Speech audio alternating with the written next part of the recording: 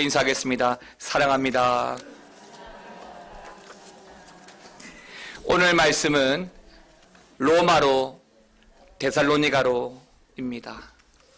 제목이 약간은 생뚱맞기도 하지만 하나님은 때때로 우리의 인생의 갈림길에 로마든 데살로니가든 하나님 원하시는 그 길로 우리의 인생이 놓여져 있기를 원합니다. 내 생각도 있고 내가 하고 싶은 것도 있고 내가 가고 싶은 것도 있지만 성도는 하나님의 뜻이 어디에 있는지 하나님의 길이 어디에 있는지를 잘 살피는 것이 은혜의 길이고 신앙생활을 잘 하는 길입니다. 그래서 우리는 늘 기도할 때에 대학 입시를 앞두고 있던, 결혼을 앞두고 있던, 또는 직장을 앞두고 있던 기도를 통해서 이 길이 주의 길인지 확인하고 묻지요. 그래서 이 길이 주님의 길임을 확인할 때에 우리의 인생이 힘이 되는 것입니다. 성경은 우리에게 여러 가지 사건들과 사람들을 소개합니다. 그런데 그 사건들과 소개하는 그 사람들을 통해서 하나님께서는 우리에게 뭔가를 말씀해 주려고 하는 것이죠. 어떤 때는 아브라함이나 모세나 여호수아나 신실한 믿음의 사람들을 통해서 영적 교훈을 주기도 하고, 또 어떤 때는 좀 안 좋은 사람, 안 좋은 예를 들어서 너희는 절대로 그렇게 하지 마라 라는 식으로 우리에게 경고하고 말씀해 주는 경우도 있습니다. 오늘 본문에 주도적으로 등장하는 데마라는 사람의 경우는 바로 후자에 속한다 라고 할 수가 있겠습니다. 이 데마라고 하는 사람은 사도 바울이 1차 전도 여행 때에 함께했던 사람입니다. 그러나 바울이 1차 전도 여행 중에 심각한 위험을 당하게 되자 지레 겁을 먹고 2차 전도 여행 때는 바울과 함께하지 못하고 바울을 떠나 어쩌면 도망갔던 사람이 바로 이 데마인 것이죠. 그런데 오늘 이 말씀을 여러분들에게 드리면서 우려스러운 것은 데마만 그런 것이 아니라 우리도 얼마든지 그럴 개연성이 있다라고 하는 것입니다. 제2, 제3의 데마가 될 수 있기 때문에 오늘 성경은 데마처럼 살지 말고 데마와 같이 되지 말라고 이야기해주고 있는 것입니다. 지난 금요 기도회에서도 말씀드렸지만 사도 바울 주위에는 동력자들이 참 많았습니다. 좋은 사람들이 참 많았습니다. 바울을 처음 예루살렘 교회에 사도로 소개하여서 사도로서 본격적인 사역이 가능하도록 그를 이끌었던 바나바, 2차 전도 여행 때 함께했던 동력자 실라, 믿음의 아들 된 디모데 등등 많은 동력자들이, 믿음의 좋은 사람들이 바울과 함께 했었습니다. 그러나 또 반면 많은 사람들이 데마처럼 바울을 떠나간 것도 사실입니다. 그런데도 그 떠나간 많은 사람들 중에 하필 오늘 성경은 유독 데마만을 가리켜서 이렇게 말씀해 주고 있습니다. 디모데후서 4장 10절의 말씀을 같이 읽어보겠습니다. 데마는 이 세상을 사랑하여 나를 버리고 데살로니가로 갔고, 그리스게는 갈라디아로, 디도는 달마디아로 갔고. 데마는 이 세상을 사랑하여 바울을 버리고 데살로니가로 갔다라고 말씀해 주고 있습니다. 데마는 사도 바울이 전도해서 예수님을 영접한 사람입니다. 바울이 로마 감옥에 갇혀서 죽기 얼마 전까지도 데마의 마지막에는 그 바울을 수종들면서 바울을 섬겼던 신실한 사람이었습니다. 이런 데마에 대해서 초대교회의 성경이 아닌 전성에 따르면 이런 이야기가 있습니다. 바울이 로마 시내를 걷고 있는데 그 오른편에는 누가가 서 있고 그 왼편에는 데마가 서 있다라고 기록하고 있을 정도로 데마의 말년에는 신앙의 영적인 거장의 모습을 보여주고 있습니다. 다른 성경에서도 이런 말년 대마의 모습을 기록하고 있는데요. 빌레몬서 1장 24절은 이렇게 말합니다. 또한 나의 동역자 마가, 아리스타고, 대마, 누가가 문안하느니라. 그리고 또 이어서 나오는 성경구절 골로새서 4장 14절에서도 사랑을 받는 의사 누가와 또 대마가 너희에게 문안하느니라 라고 말씀해 주고 있습니다.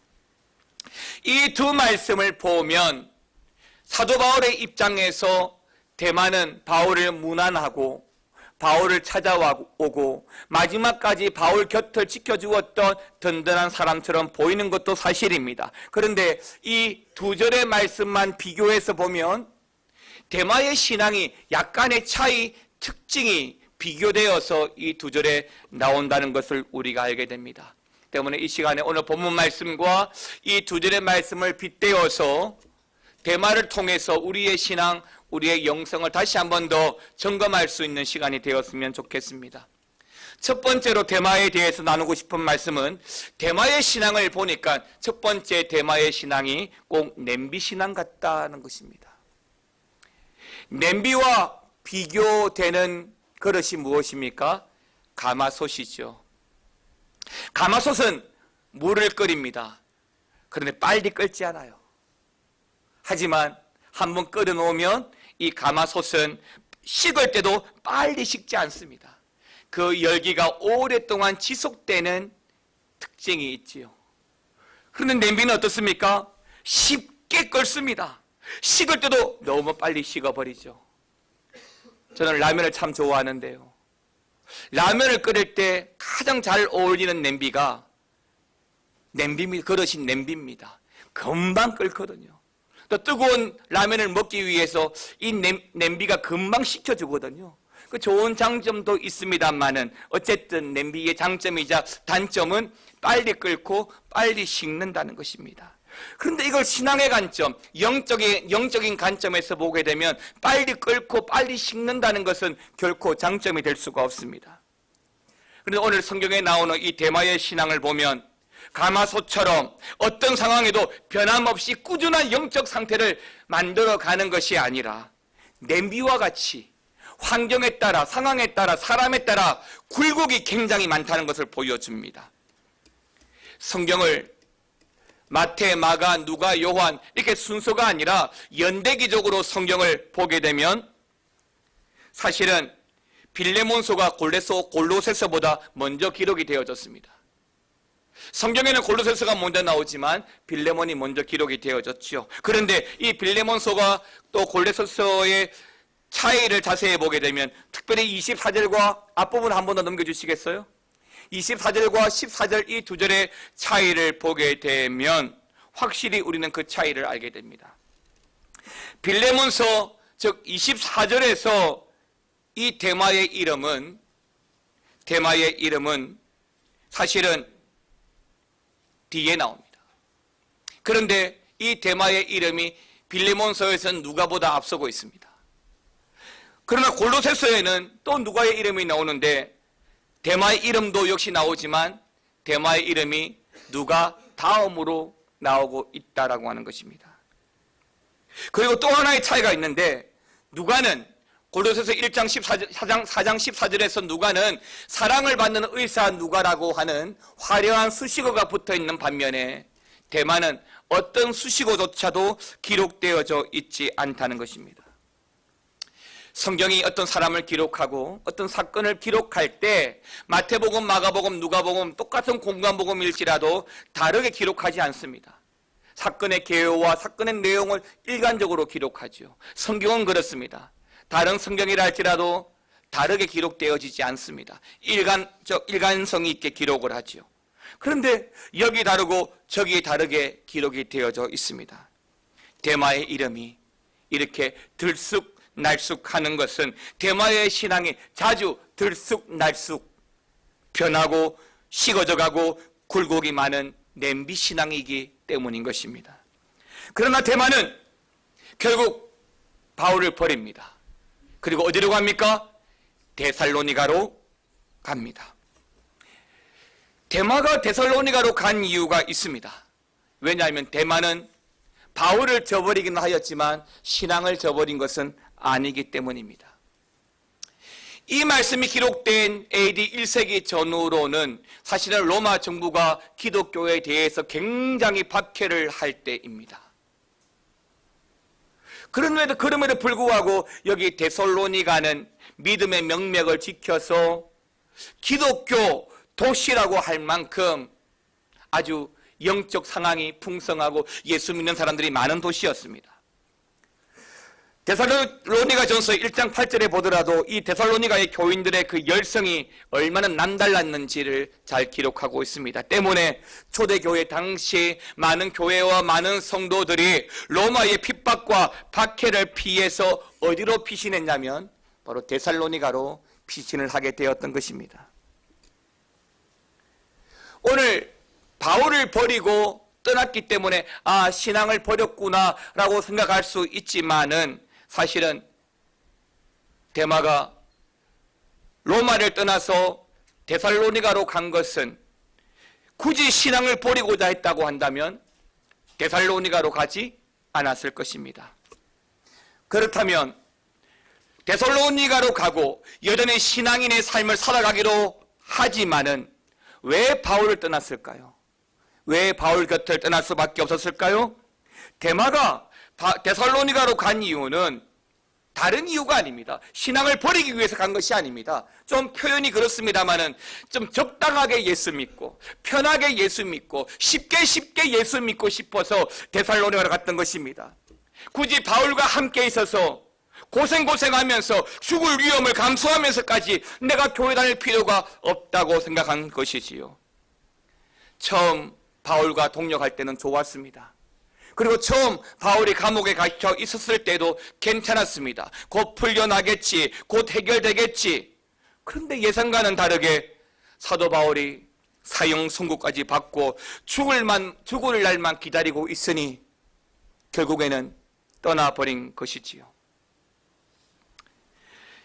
그렇습니다. 데마가 굳이 데살로니가로 간 이유는 예수를 믿기는 믿되 편하게 믿기 위해서라는 것입니다. 사랑하는 성도 여러분, 신앙의 길은 늘 두 가지의 길이 있습니다. 하나는 로마의 길이 있고 또 하나는 데살로니가의 길이 있습니다. 신앙생활 그렇게 열심히 할 필요 있나? 적당히 엔조이 하면서 하는 거지. 그럼 주일도 가끔씩 듬성듬성 빼먹게 되는 것이지요. 어떤 사람이 꿈을 꾸었습니다. 천국으로 올라가는 꿈을 꾸었습니다. 한 계단 한 계단 밟으면서 천국으로 올라가는데 한참 올라가다 보니까 계단 한 칸이 빠져 있는 것입니다.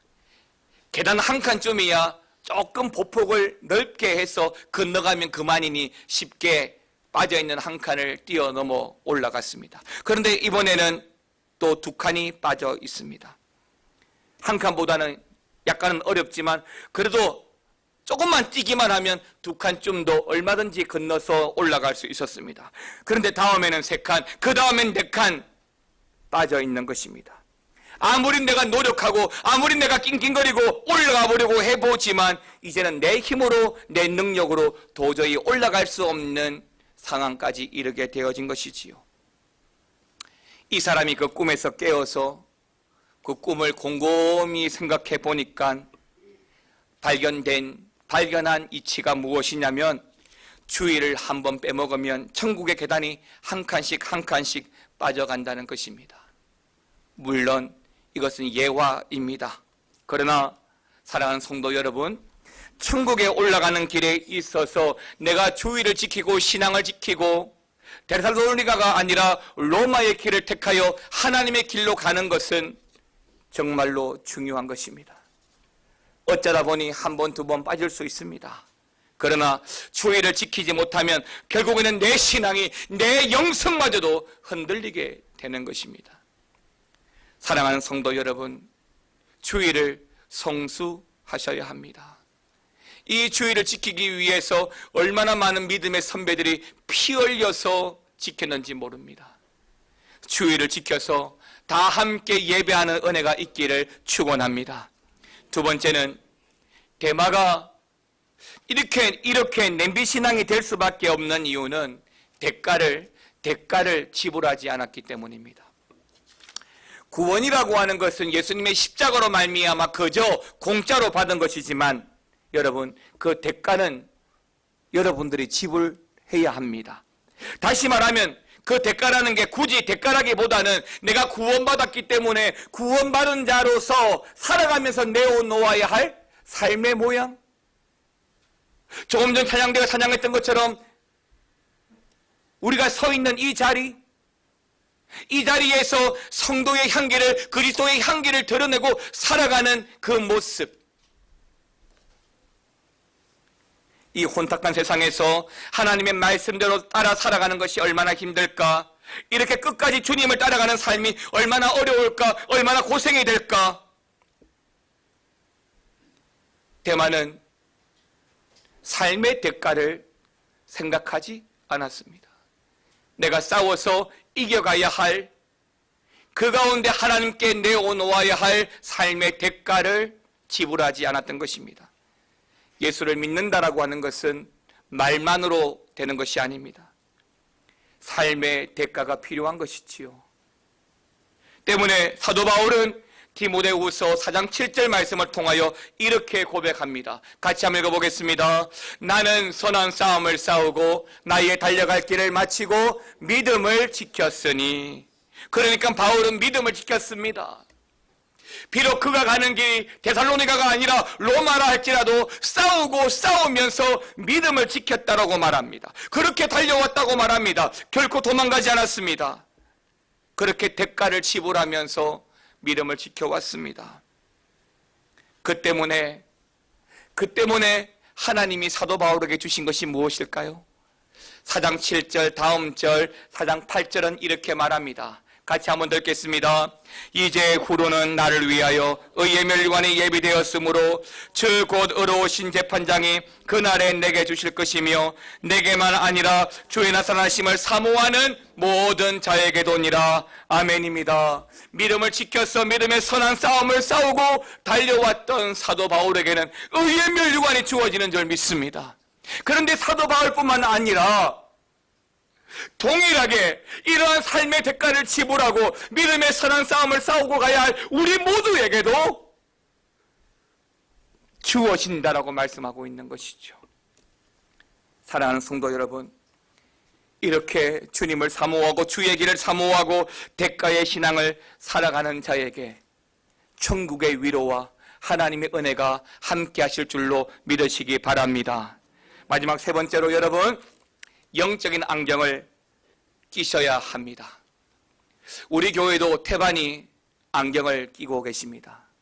물론 때때로 이 안경이 액세서리 같은 역할을 해서 시력이 나쁘지 않음에도 불구하고 안경을 착용하기도 하지만 대부분 안경은 시력 때문에 착용을 합니다.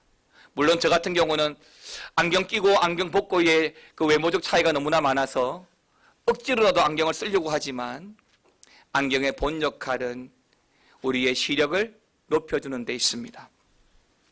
예수 믿는 사람들은 신앙을 따라 말씀 따라 살아간다고 하지만 말처럼 쉬운 일은 아니지요. 그래도 주님은 우리가 이렇게 신앙의 대가를 지불하면서 살아가기를 원합니다. 말년에 대만은 로마에 가서 사도 바울 곁에서 사도 바울을 수종 들면서 로마 감옥을 자주 넘나들었습니다. 그렇게 바울 곁에서 말년에 로마를 자주 드나들면서 대만은 많은 것을 보았을 거예요. 로마 황제의 엄청난 권력도 보았을 것이고 로마 황제 네로가 하나님보다 더 크게 보였을 것이고 로마가 하나님 나라보다 더 가까이 다가온 것처럼 보였을 수도 있습니다. 로마에서 살아가는 귀족들의 삶이 감옥에 갇혀서 바짝바짝 말라 죽어가는 바울보다 더 행복해 보이고 멋있게 보였을 것입니다. 어쩌면 이러한 것들이, 이런 데살로니가의 길이, 이런 세상의 것들이 데마의 마음을 마구 흔들어 놓고 우리의 마음도 흔들어 놓는지 모릅니다. 예수 믿고 살아가야지, 말씀대로 살아가야지 라고 결정하지만 6일 동안 세상을 살아가면서 세상의 가치는, 세상으로 말미암아 나에게 주어지는 수많은 유혹들은 그런 굳은 나의 신앙을 너무 많이 흔들어 놓습니다.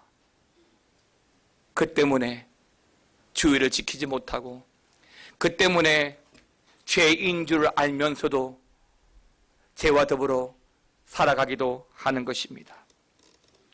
그러나 만일 이것이 끝이라고 한다면, 사도 바울의 인생은 실패가 맞습니다. 그러나 성경은 사도 바울의 고난과 수많은 위기에 대해서 성경은 어떻게 이야기할까요?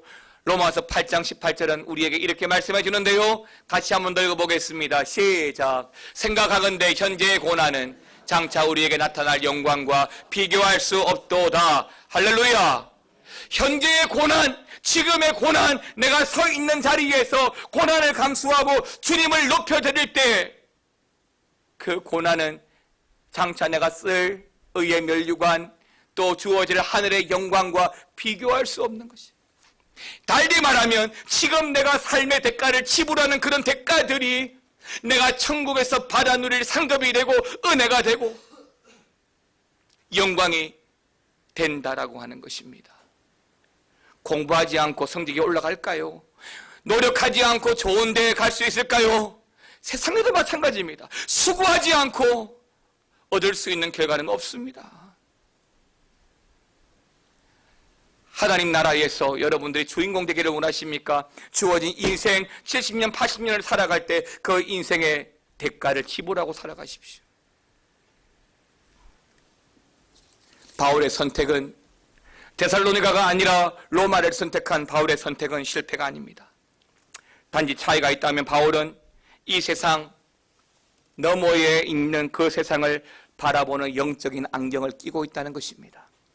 대만은 이 세상 다음을 볼 줄 아는 영적 안경이 없다는 것입니다. 사랑하는 성도 여러분, 이 세상 넘어 저 세상을 볼 줄 아는 영적 안경을 끼셔야 합니다. 혹시라도 잘 안 보이시면 영적 도수, 영적 수준을 높여서 여러분들이 살아가셔야 합니다.